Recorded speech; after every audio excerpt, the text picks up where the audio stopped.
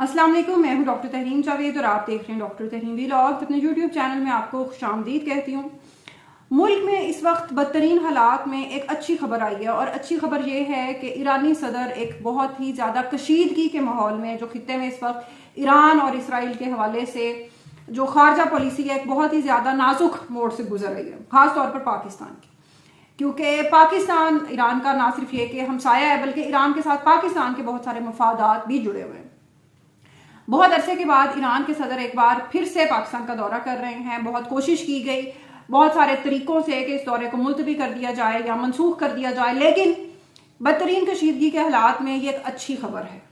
इस दौरे में अभी तक गैस पाइपलाइन की कोई बात नहीं हुई, लेकिन हो सकता है कि इसमें कोई पेशरफ्त हो। और मैं समझती हूँ कि बड़ी अच्छी बात है कि इस बारे में मीडिया को कोई खबर जारी नहीं की जा रही। उसकी एक वजह है, उसकी वजह यह है कि सी पैक जिसको एक गेम चेंजर मंसूबा पाकिस्तान के लिए और खित्ते के लिए कहा जाता था, ईरान और पाकिस्तान के ताल्लुकात के हवाले से, उस मंसूबे का नून लीग ने, जबकि नून लीग का उसमें कोई खास क्रेडिट भी नहीं था, नून लीग ने उसका इतना ढंडोरा उसका पीटा, इवन बल्कि चीन ने इससे कई मौके पर पाकिस्तान से इजहार नाराजगी भी किया कि ये इतना ज्यादा, क्योंकि चीन नहीं चाहता था। चीन की पॉलिसी थी कि खामोशी से इस प्रोजेक्ट को मुकम्मल किया जाए। लेकिन आप जानते हैं कि नून लीग तो आपने अब मरियम नवाज साहिबा का जो पंजाब की मैनेजमेंट चल रही है वो देख ही ली है कि करना अगर कुछ नहीं भी है तो भी शो ऐसे करना है कि जी बड़ा इनकलाब आ गया। इस किस्म के हालात में सी पैक के असल प्रोजेक्ट्स को कहां से कहां पहुंचा दिया गया और आखिरकार अब जो उस पर आप जानते हैं बहुत सारे प्रोजेक्ट्स पे काम रुक भी गया। शांगला में चीनी बाशिंदों की हलाकतें भी हुई थी पिछले दिनों। बहरहाल बात कर रहे थे हम ईरान और पाकिस्तान के ताल्लुकात के हवाले से, तो शायद पाइपलाइन के ऊपर भी सी पैक को मद्देनजर रखते हुए यही पॉलिसी बनाई गई है कि उसको एक बैकग्राउंड में उसको डाउन प्ले करके उसको चला जाए। तो अगर ये इस पर हम थोड़ा सा भी काम कर सकें तो पाकिस्तानी अवाम की जिंदगी बदल सकती है। उसके बाद एक और बड़ी ब्रेकिंग खबर दी है इंसार अब्बासी साहब ने, और पाकिस्तान तहरीक इंसाफ के जान फॉलोअर्स और चाहने वाले ये सुनकर यकीनन बहुत ज्यादा खुश होंगे कि पाकिस्तान तहरीक इंसाफ की तरफ से एक सीरियस मूव की जा रही है। जिस तरह वो कुछ तंजीमें होती है ना, फ्रेंड्स ऑफ पाकिस्तान और इस किस्म की, उसी तरह फ्रेंड्स ऑफ इमरान खान या फ्रेंड्स ऑफ पीटीआई नाम से एक ग्रोह मुतहरिक हुआ है और इस्टेब्लिशमेंट से राब्ते कर रहा है, रियासत के साथ राब्ते कर रहा है, रियासत के असल मालकान के साथ। और वो ये चाहते हैं कि तहरीक इंसाफ और इस्टेब्लिशमेंट के दरमियान ताल्लुकात बेहतर हो जाए। और उन ताल्लुकात की राह में सबसे बड़ी रुकावट क्या? नून लीग, इमरान खान। क्योंकि इमरान खान साहब की किसी बात का कोई भी एतबार करने को तैयार नहीं है, ना तो नेशनल लेवल पर और ना ही इंटरनेशनल लेवल पर। यही वजह है कि इंटरनेशनल लेवल पे भी किसी ने उनकी कोई गारंटी नहीं ली। ये और बात है कि आलमी लॉबी में इमरान खान साहब के एक्स ससुराल के हवाले से उनकी जो पोजीशन थी और है, उस हवाले से उनको किसी भी किस्म का कोई भी रिस्क पहुंचाने का उनको खतरा मोल नहीं लिया जा सकता था। तो खैरियत से माशाल्लाह, अल्लाह उन्हें खैरियत से ही रखे, क्योंकि इस उम्र में अगर उनको कुछ हो गया तो जाहिर है वो गले तो पाकिस्तानी अवाम की पड़ना है। जो सारा नुकसान है वो सारा रियासत को ही भुगतना पड़ना है। तो ये इंसार अब्बासी साहब एजेंसियों के एक बहुत बड़े मुखबर हैं और मैं उनकी खबर को बड़ा वेटेज देती हूँ। अगर उन्होंने ये खबर ब्रेक की है तो यकीनन इसमें ये खबर ब्रेक करवाई भी गई है और नून लीग को भी ये पैगाम दिया जा रहा है कि जरा ना आराम से,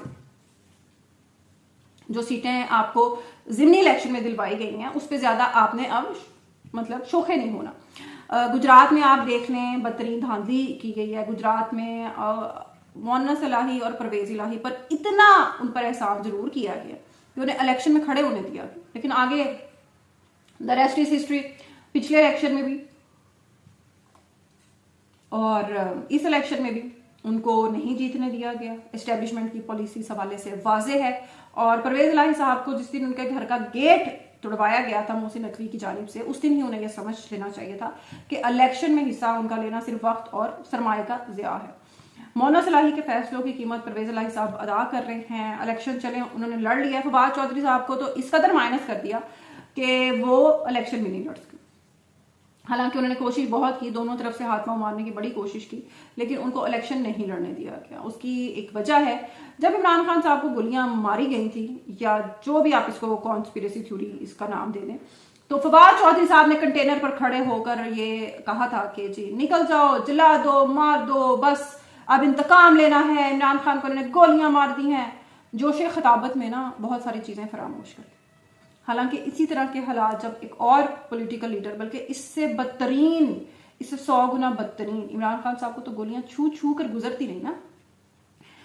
शहीद मोहतरमा बेनजीर भुट्टो को जब गोलियां मारी गई थी, उनको सड़क पर मारा गया था, और ये उन पर पहली असैसिनेशन की अटेम्प्ट नहीं थी। बेशुमार इससे पहले, चाहे वो कारसाज का सानहा हो या और बेशुमार ऐसे वाकयात हो, बीबी को कई बार धमकाया गया, डराया गया, लेकिन वो वाकई एक बहादुर औरत थी। और उनके मरने के बाद, उनके जाने के बाद पाकिस्तान में जमहूरियत वाकई वेंटिलेटर पर पड़ गई।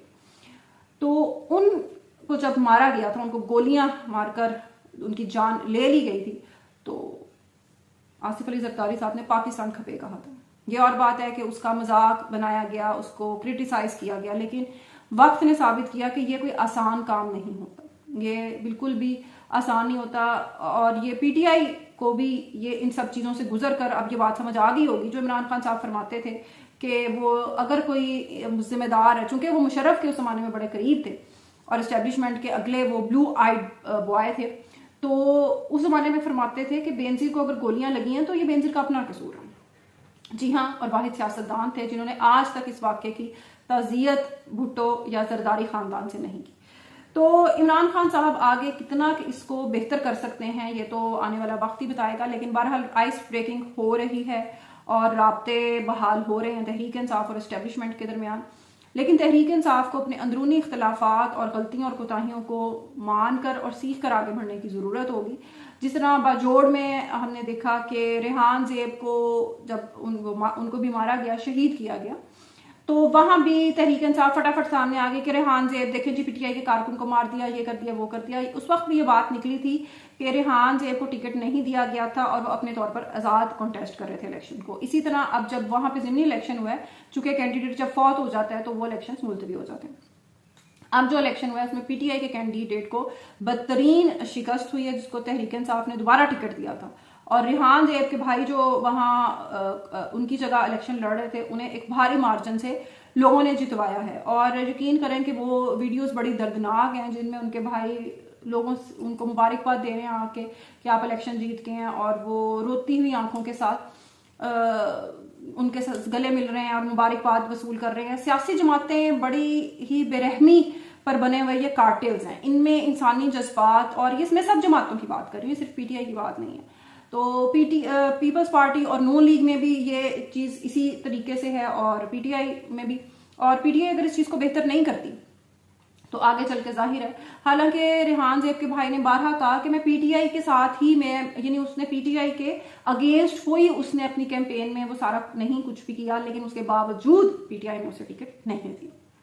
तो ये सब कार्टेल्स हैं सरमायादारी के, और आम शख्स समझता है कि आम जो वर्कर है कि शायद स्ट्रगल से या किसी भी तरीके से मैं इसमें कोई अपना मफाद बना सकता हूँ, तो बड़ा ही मुश्किल है, बहुत ही ज़्यादा मुश्किल है, और बड़ी ही भारी कीमत है इसकी जो आपको अदा करनी पड़ती है। इसकी बहुत सारी मिसालें मौजूद हैं। बहरहाल उम्मीद है कि ये इसमें वक्त के साथ बेहतरी आएगी। और शेर अफजल मरवत को भी ब्लेम किया जा रहा है।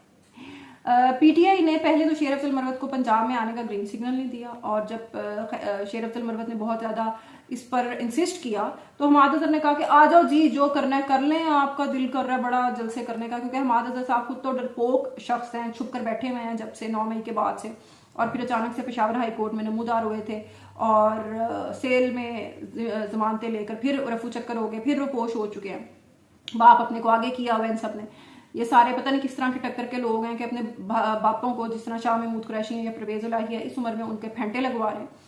तो उसी तरह हमाद अजहर साहब ने फिर उनको कहा कि चैलेंज किया कि आना है तो आ जाओ। शेर अफजल मरवत साहब फिर आए, लेकिन जब जाहिर इलेक्शन में 1-2 दिन रह गए थे, उन्होंने क्या ही कैंपेन कर लेनी थी और क्या ही उन्होंने कर लेना था उसमें। जाहिर है पंजाब को वो उस सियासत को उस तरह जानते और समझते भी नहीं। तो पार्टी ने बाकायदा एक साजिश के तहत आखिरी दिनों में उन्हें भेजा ताकि शेर अफजल मरवत का जो इमेज है उसको खराब किया जा सके कि देखें जी इमरान खान साहब, पता था उन्हें भी कि इलेक्शन हमने सारे हारने हैं। तो इमरान खान साहब को ताकि ये दिखाया जा सके कि देखें जी शेर अफजल मरवत की वजह से हम सीटें हार गए, हालांकि ये वही सारी सीटें थी जो नून लीग जीती थी। तो जाहिर है उसमें उनका और ऑब्वियसली उनकी हुकूमत भी है पंजाब में, कैंपेन है सच पीटीआई ने उस तरह की ही नहीं जिस तरह 8 फरवरी के इलेक्शन के लिए की थी। तो जाहिर है उसमें पलड़ा नून लीग का ही भारी होना था। तो शेर अफजल मरवत के लिए हाई टाइम है कि वो अपने ये एनालाइज करें कि मुझे किस तरीके से बेवकूफ़ बनाकर कॉर्नर किया जा रहा है। इमरान खान साहब उनसे सऊदी अरब के खिलाफ बयान भी दिलवा लेते हैं और वो उसकी कहीं वजाहत भी नहीं दे पाते उसके हवाले से कि किसने मुझे कहा था कि ये जाकर बयान दो, और अब उनका इमेज पंजाब में ख़राब किया जा रहा है। तो ये सब चीज़ें इनको एनालाइज करने की ज़रूरत है पाकिस्तान तहरीक इंसाफ को बतौर एक पार्टी। इंशाल्लाह कल मिलेंगे एक नए व्लॉग के साथ। अल्लाह हाफिज़।